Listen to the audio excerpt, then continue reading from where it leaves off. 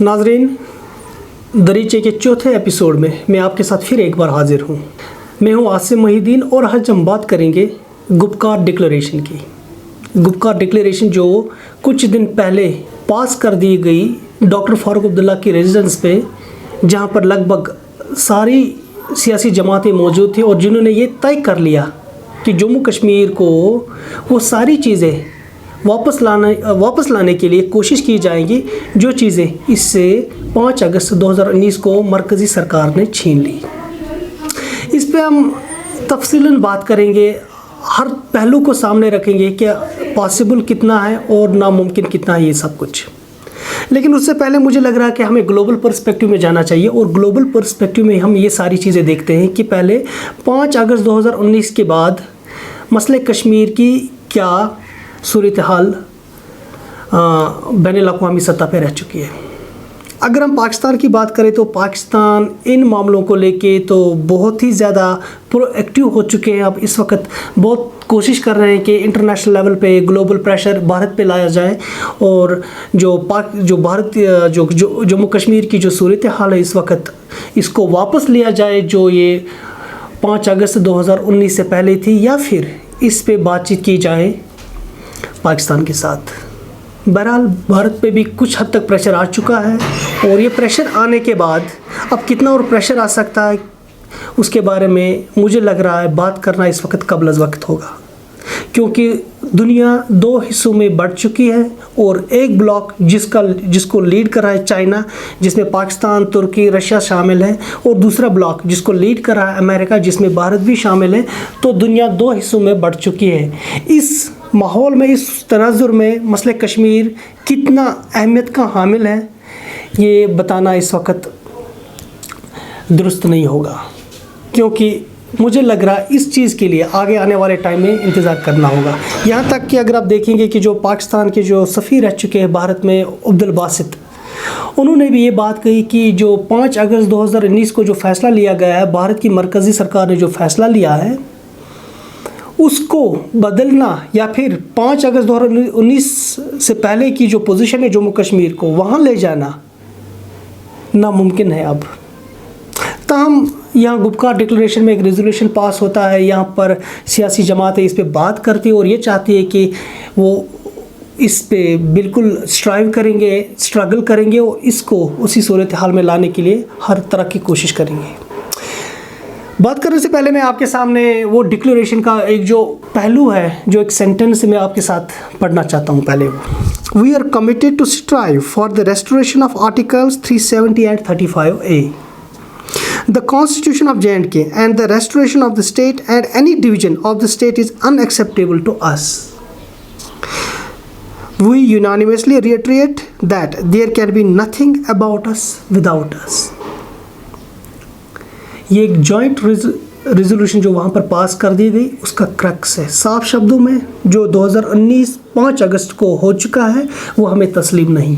तो ये उनकी बात हुई कि इसके लिए वो कमिटेड है, स्ट्राइव करेंगे। बहरहाल ये जो रेजोल्यूशन थी असल में 4 अगस्त 2019 को पास कर दी गई थी, जब सारी की सारी सियासी जमातें यहाँ पर मिलजुल कर वो जो वहाँ पर जब ये हालात बहुत ख़राब हो चुके थे, अफवाहों का बाज़ार गर्म था। 4 अगस्त 2019 को उसी दिन शाम को सारी पार्टी जो मिल के डॉक्टर फारूक अब्दुल्ला के रेजिडेंस पे गए थे, वहाँ पर उन्होंने ये रेजोल्यूशन पास किया था। 1 साल के बाद अब इसी रेजोल्यूशन को इन्होंने ये रिटरेट किया कि इसी रेजोल्यूशन पे हम कायम व दायम हैं। सबसे बड़ा सवाल यहाँ पर है कि ये तो ठीक बात है, आप उसको रेस्टोर करवाना चाहते हैं उस सूरत हाल को जो सूरत हाल 2019 से पहले थी। यहाँ पर कैसे होगा वो? कोई रोड मैप इन्होंने यहाँ पर नहीं दिया हमें, किसी तरह की कोई ऐसी बात ही नहीं हो पाई कि भाई इसको हम कैसे वापस ला सकते हैं, हम घड़ी की सुइयों को कैसे वापस ले सकते हैं उसी जगह पे जहाँ पर ये थी 2019 5 अगस्त से पहले। कोई रोड मैप इस रेजोल्यूशन में डिस्कस नहीं किया गया है। किस तरह की पॉलिसी होगी, किस तरह की पोजीशन होगी, किस तरह से कौन सा लाहे अमल सामने होगा जैसे इसको ये वापस लाने के लिए कोशिश करेंगे। और दूसरी बात, इस वक्त जो हम देख रहे हैं ग्राउंड लेवल पे, हकीकत तो ये है कि इनका जो बेस था, मास बेस था, ये जो लोगों का जो सपोर्ट था वो सारा ख़त्म हो चुका है। अभी लोगों में सियासत को लेके कोई बातचीत नहीं हो रही है, लोग बिल्कुल भी इंटरेस्टेड नहीं है। 370 वापस आ रहा है या फिर नहीं आ रहा है, लोग इन चीज़ों पे बात ही नहीं करते हैं इस वक्त, क्योंकि इस वक्त सबसे बड़ा जो चैलेंज है जम्मू कश्मीर में लोगों के सामने वो है मईशत का। पैसा नहीं है लोगों के पास, कारोबार नहीं है लोगों के पास, नौकरियों के लिए लोग सोच रहे हैं इस वक्त। तो सियासत जो यहाँ पर है, पॉलिटिक्स जो उसने बैक सीट ले ली है। अब ये पार्टी जो यहाँ पर बात कर रही है कि हम इसको वापस ला रहे हैं, लेकिन अपना एजेंडा नहीं बता रहे हैं, अपना वो लाहेअमल नहीं बता रहे हैं, रोड मैप नहीं है इनके पास कैसे ये वापस ला रहे हैं, तो कोई भी इसको एक रिटॉरिक ही समझेगा। जैसे यहाँ पर जो अगर आप देख लेंगे, जो हमारी जो सियासी जमातें हैं यहाँ पर जम्मू कश्मीर में, अक्सर वो बेशतर रिटॉरिक पे ही थी, बयानबाजी करती थी, आज भी बयानबाजी कर रहे हैं। लेकिन अगर ये देख लेंगे जो इनका अपोनेंट है इस वक्त, चाहे मरकज़ में है चाहे जम्मू कश्मीर में, वो है बीजेपी। शायद ये चीज़ नहीं समझ पाए बीजेपी का जो इंस्टीट्यूशनलाइजेशन है वो कैसे है, किस तरह का सिस्टम है, ये किस तरह के सिस्टम में ये काम कर रहे हैं। Division of labour, division of work जो बीजेपी में है, जिसकी वजह से वो कामयाब हो चुके ये सब कुछ करने में, और आज 1 साल के बाद वो लोगों को पूरे देश में ये बताने में कामयाब हो रहे हैं कि जो कुछ भी उन्होंने 5 अगस्त को किया यहाँ पर वो सब सही था। सही था या गलत था, ये चीज़ प्रूव करनी थी हमारी यहाँ की लोकल सरकार को, लोकल सियासी जमातों को। वो इस चीज़ को प्रूव नहीं कर पाते हैं। हर नेशनल कॉन्फ्रेंस में ले लीजिए, कितने लोग हैं वहाँ पर जो मीडिया में इस वक्त सामने आके बातें करते हैं, कितने लोग हैं जो इस वक्त आर्टिकल्स लिखते हैं इस पर। 1 या 2 बार आप देख सकते हैं कि जो वाइस प्रेसिडेंट है या फिर जो फॉर्मर चीफ मिनिस्टर रह चुके हैं उमर अब्दुल्ला, वो मीडिया के सामने आए हैं, उन्होंने बात की है। और मुझे बताए कितने लोग ऐसे हैं जो बात करने के लिए तैयार हैं। ठीक है, ये बोल रहे हैं कि उन पर कदगन लगा दी गई है, मान लेता हूँ कि उनको अलाउ नहीं किया जाता है। क्या सोशल मीडिया पे भी बैन है? क्या अखबारों में लिखना भी बैन है? क्या वी लॉगिंग जो इस वक्त है, इस वक्त मुझे नहीं लग रहा है लोग ज़्यादातर सड़कों पे आते हैं सियासत करने के लिए। अगर आप देखेंगे दुनिया भर में इस वक्त सियासत सोशल मीडिया पे होती है, बड़े बड़े मसले डिस्कस होते हैं सोशल मीडिया पे होते हैं, अखबारों में होते हैं, टीवी चैनल्स पे होते हैं। कहाँ है वो लोग? आप पीडीपी की ही बात कर लीजिए, पीडीपी में कौन से लोग ऐसे हैं जो इस तरह से ओपिनियन मोबिलाइजेशन कर पाते हैं? कितने लोग ऐसे जो इस बात को गलत ठहराने के लिए काम कर रहे हैं कि इस मरकज़ी सरकार ने यहाँ गलत किया? कितने बंदे ऐसे हैं जो यहाँ पर जो पहले जो 5 अगस्त 2019 से पहले जो लोग दिल्ली जाके इंटरव्यूज़ देते थे, जो लोग दिल्ली से लोगों को बुला के यहाँ पर इंटरव्यूज़ देते थे, आर्टिकल्स लिखवाते थे अपने बारे में, अपना पीआर करवाते थे, आज वो इन चीज़ों पे क्यों नहीं लिख पाते हैं? आज वो इन चीज़ों पे क्यों नहीं स्टेटमेंट्स देते हैं? आज वो इन चीज़ों पे क्यों नहीं वीडियोस बनाते हैं सोशल मीडिया पे डाल के, ताकि लोगों को समझ में आ जाता? क्यों चुप करके बैठे हुए हैं? वो क्या करना चाहते हैं? वो कैसे वो 2019 5 अगस्त का जो फैसला है उसको गलत ठहरा सकते हैं? वो क्या ये बीजेपी के साथ compete कर सकते हैं इस मामले में? आप देखिए बीजेपी की कितनी सेल्स है, उनकी अलग एक इंटेलेक्चुअल लॉबी है जो इंटेलेक्चुअल लेवल पे काम करते हैं, उनकी अलग एक लॉबी है जो पॉलिटिकल लेवल पे काम करते हैं, उनकी एनजीओज़ है जो काम करते हैं, उनकी जो थिंक टैंक्स है वो अलग काम करते हैं, उनका जो लीगल सेल है वो अलग काम करता है जो सुप्रीम कोर्ट में है। हमारे पास क्या है इस वक्त? जो जम्मू कश्मीर में बात करने वाले लोग हैं जो ये कह रहे हैं कि हम 370 को वापस लाएंगे, एक पिटीशन सुप्रीम कोर्ट में फाइल करने के बाद उनके पास क्या है? और कौन सा काम उन्होंने किया?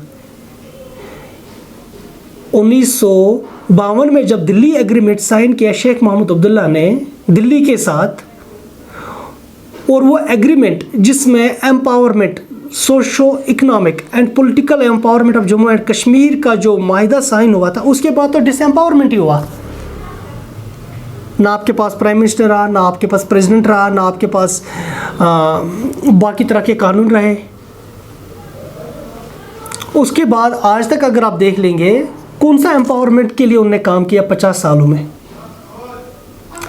कौन सी एम्पावरमेंट यहाँ पर होगी? कब उन्होंने की? जब पावर में आ गए, सत्ता में आ गए तो चुप, पावर से बाहर गए तो एक सेपरेटिस्ट आइडियोलॉजी के तौर पे सामने आते हैं। मुझे लग रहा है इसी, अगर हम पीडीपी की बात करेंगे तो पीडीपी का तो बिल्कुल ही डिफरेंट पर्सपेक्टिव है।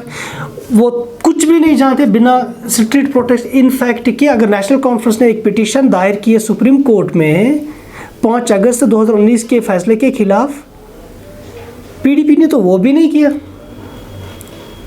The party that was known for having intellectual base, the party that is known for having the luminaries in its fold, क्या कर पा रही है? एक ट्वीट के सिवा, वो भी ट्वीट डिफरेंट लाइंस पे किया जाता है।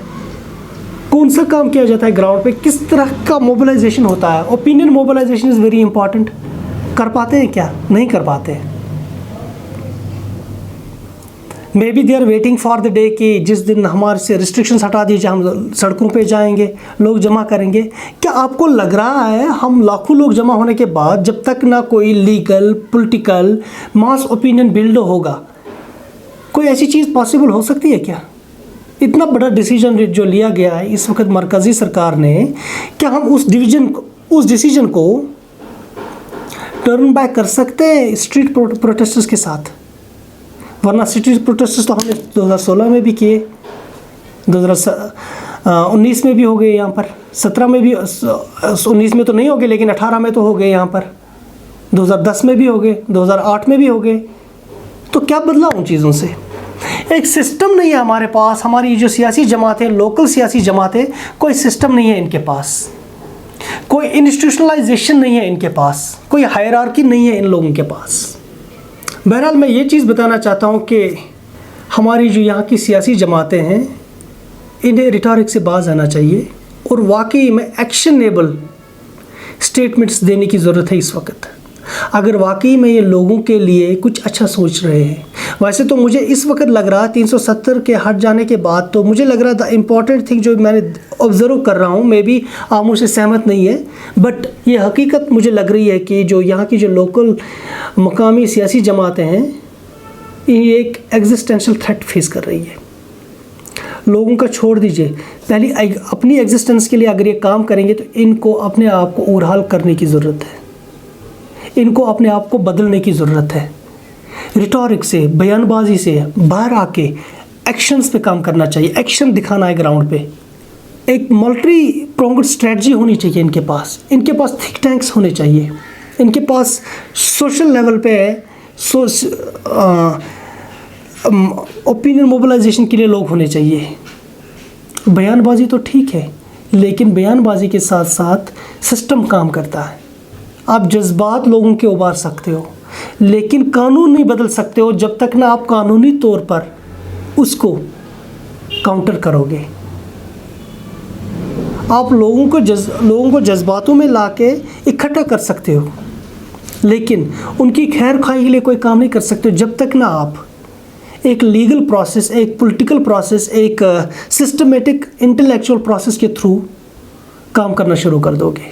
मेरे सामने तो ये गुपकार डिक्लेरेशन है, it lacks the vision, it lacks the road map. ना इसमें कोई विजन है, ना इसमें कोई रोड मैप है, और ये रोड मैप और विजन इस वक्त नेशनल कॉन्फ्रेंस, पीडीपी और कांग्रेस को जम्मू कश्मीर के लोगों को दिखाना बहुत ज़रूरी है, वरना ये एक डॉक्यूमेंट जम्मू कश्मीर की 70 साला सियासी तारीख में ऐड हो सकता है। Nothing less, nothing more. खबर उर्दू देखने के लिए आपका बहुत बहुत शुक्रिया।